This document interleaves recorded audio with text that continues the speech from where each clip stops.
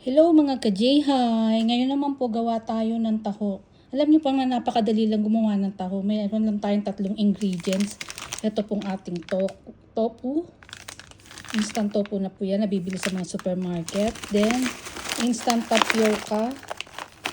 And ang ating arnibal. Arnibal po. Kurumitsu po dito sa Japan. May nabibili na pong yung ready to use po sa mga supermarket. Ito po ang ating tapioca. Ibinoil ko lang po sa tubig. Mainit na tubig. Ayan na po siya. Nakaboiled na. Nakalagay po dito 30 sanjubyo. 30 seconds. Pero hindi po siya obrang 30 seconds. Mga 2 to 3 minutes po para maging ganito. Then ang ating pong tofu ay akin lang pong chining.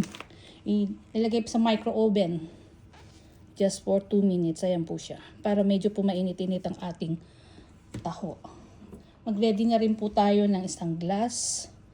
Then, yan po. Subukan natin gawin ng ating masarap na taho. Sa mga gustong kumain po ng taho dyan, napakadali lang pong gumawa ng taho. Instant taho. Yan. Tingnan mo po.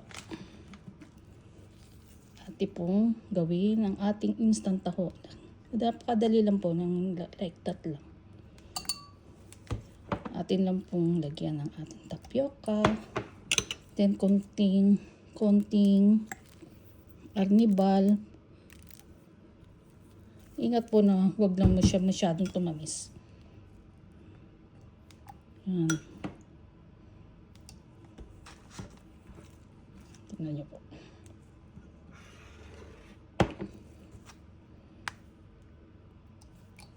Ito maigi para makita nyo po maigi. Yan.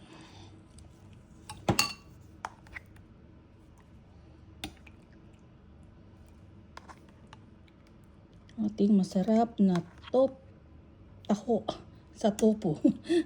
Marami naman po nabibiling iba't ibang klaseng tofu. Pero ito po yung pinakamasarap na tofu na natikman ko. Ito po. Marami na po ako nasubukan. Let's eat. Taho. Nagki-craving ng mga taho dyan. Napakasarap po nito.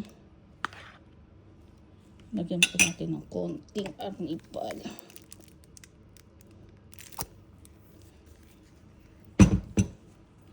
Taho po kayo.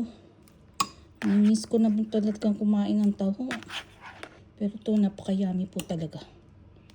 Promise. Sa mga gustong kumain ng taho dyan. Ayan.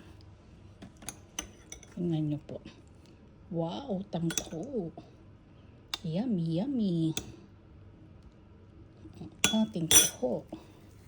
Tingnan nyo po. Then, lagyan natin ang ating arnibal.